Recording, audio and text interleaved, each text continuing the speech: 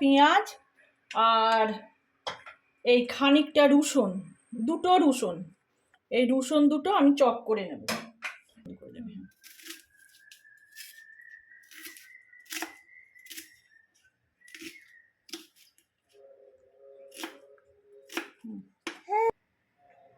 এবার এটা চপ করে নেব।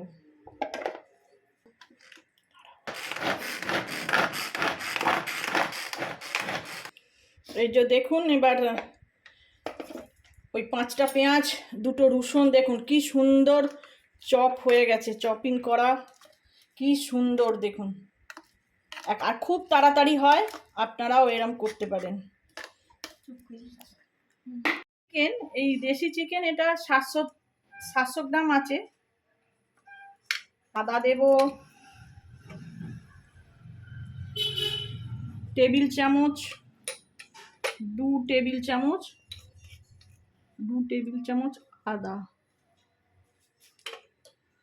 জিরে গুঁড়ো 2 টেবিল চামচ, ধনে গুঁড়ো 2 টেবিল চামচ,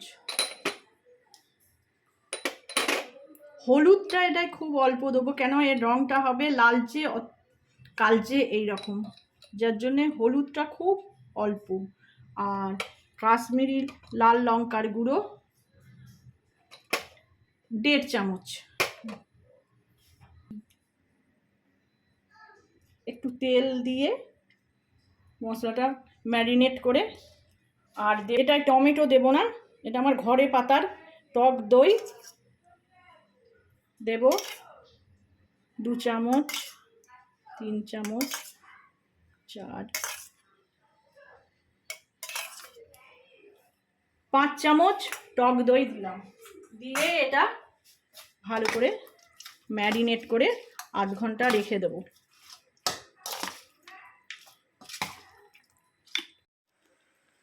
নমস্কার বন্ধুরা, আপনারা নিশ্চয়ই ভালো আছেন, সকলে ভালো থাকুন। আমি সুতপা আজ আপনাদের সাথে আর একটা নতুন রেসিপি শেয়ার করার জন্য এসেছি। সেটা সুতপার ইউনিক হেসেলে। রেসিপিটা হলো দেশি চিকেন ঝাল, টক ঝাল কষা। তখন তো কড়া গরম করা হয়ে গেছে, কড়ায় তেল দিচ্ছি। 700-750 গ্রাম চিকেনে ওই 75 গ্রাম মতো তেল দিলাম। এটা কষা কষা তো একটু তেল লাগবে। তেলটা গরম হয়ে গেছে, তেলে এবার একটু ফোড়ন দিয়ে দেবো। তেজপাতা 2টো, শুকনো লঙ্কা 2টো, আর একটু গরম মশলা 3টে, এলাচ 2টো, দারচিনি, একটু লবঙ্গ ফোড়ন দিলাম। হয়ে গেছে, এবার এতে পেঁয়াজ কুচো, যে পেঁয়াজ আর রসুন চপ করে রেখেছিলাম, চপিং করে, সেটা দিয়ে দিলাম।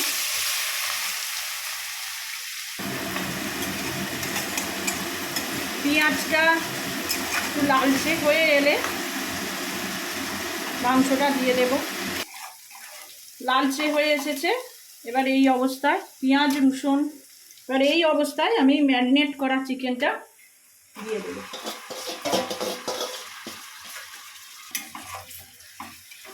এবার এই অবস্থাতে এখন ঢাকা দিয়ে আঁচ কমিয়ে কমিয়ে রান্না করব। মিনিট পর ফিরে এলাম, দেখি কতটা হয়েছে। তা প্রায় অনেকটাই হয়ে গেছে। দেশি চিকেন একটু সময় লাগে, একটু সময়, আর একটু ওকে চাপে আর একটু সেদ্ধ করব। তার জন্য একটু জলও খুব অল্প দেবো, সেদ্ধর মতো। আর দেব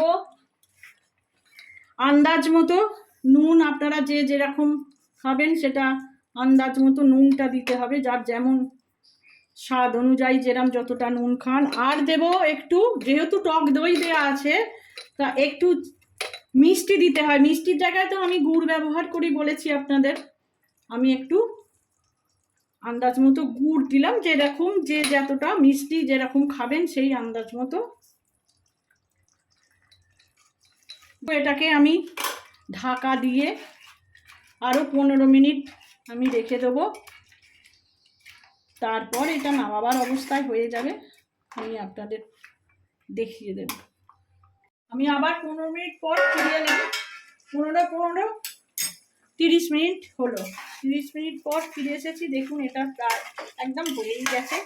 এবার একে গরম মশলার একটু গুঁড়ো দেবো, দিয়ে নামিয়ে নেব। দেখেছেন তেল ছেড়ে গেছে, দেখেছেন?